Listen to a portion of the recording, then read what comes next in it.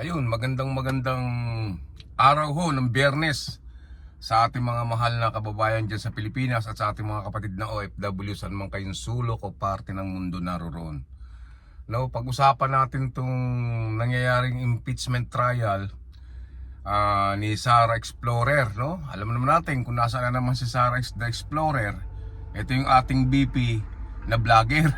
Nasa ibang bansa na naman.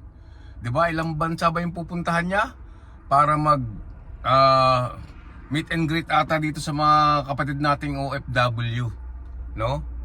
Imbis na umatin ho sa kanyang impeachment trial, mas ginugusto pa ni Sara na mag-travel.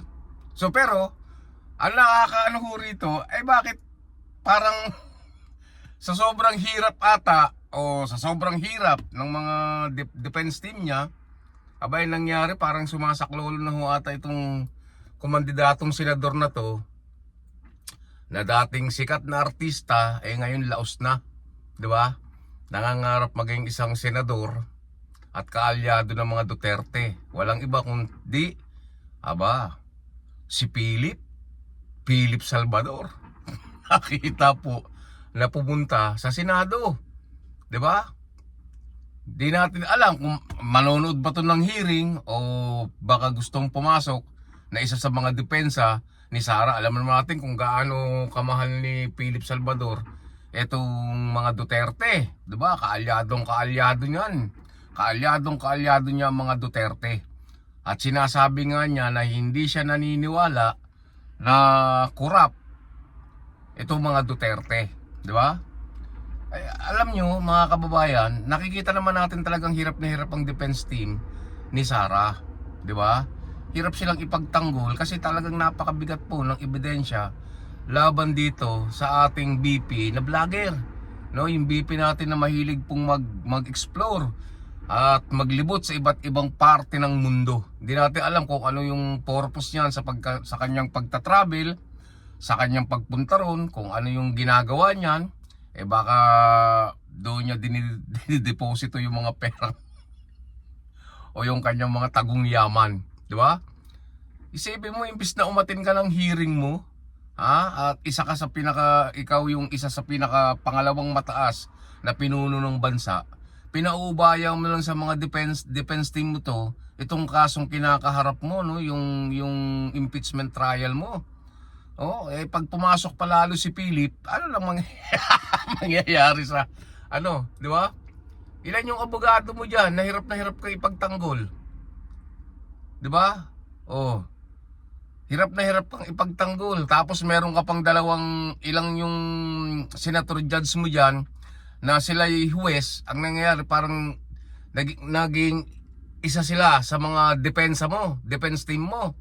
'Di ba? Na itong mga senador na to na imbis na maglingkod sa mamamayang Pilipino dahil sila ay senador ng Republika ng Pilipinas, sila ay binoto ng mamamayang Pilipino para magsilbi ng tama at hindi maglingkod sa inyo. Ano nangyayari?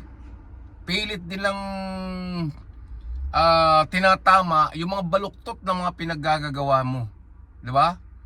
Yan nakita naman natin mga kababayan. Ako mismo nagulat ako na pumunta si Philip Salvador doon, nakakuha ng video sa gate, no, na chine-check ata o in-inspection ng gwardiya doon sa hindi natin alam kung manonood to o talagang papasok na rin kasi nakita siguro ni Philip na hirap dumepensa yung defense team ni Sara. Siya nga pala, no, isang magandang good news din to, no, yung bumira dito kay Mima Alicia, yung BBM supporter at vlogger na kilala naman natin to, itong si Mima Alicia. Kung bumanat, grabe, nahuli na po, no, nahuli na po yung bumira sa kanya diyan po sa Pampanga, no, yung dalawang suspect na riding in tandem. So sana yung pinaka mastermind mahuli na rin po.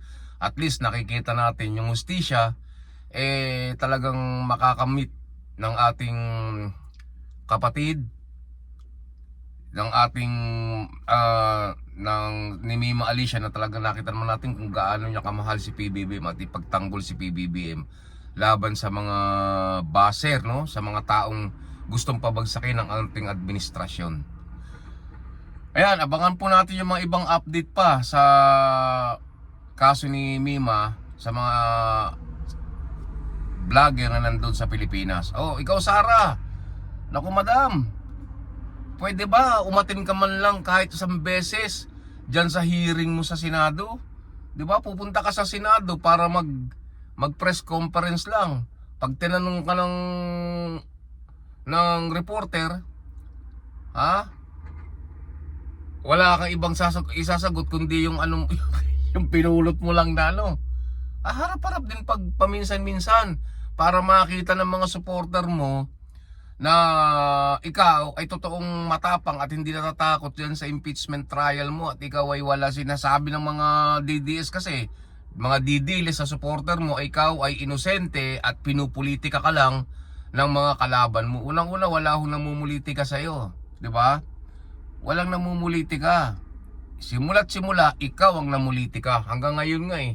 Ang layo pa ng 2028, nagdeklara ka na ikaw ay kakandidato na sa 2028 bilang Pangulo ng Bansa. Ba, nipis-nipis na naman po natin ang ating pagmumuka. Napakalayo pa ho ng eleksyon. Imbis na magsilbi ho kayo at maglingkod sa mamayang Pilipino, pero anong nangyayari? O yan, maraming salamat. God bless po sa ating lahat at patuloy lang po tayong sumuporta sa ating mahal na Pangulong si PBBM. Ayan, ito po si Roberto Official TV. At maraming salamat po sa inyo lahat. God bless po. Huwag niyo pong kalimutan subscribe, i-like, i-share ang ating munting channel. Ayan, hanggang sa muli. Maraming salamat. God bless sa inyong lahat.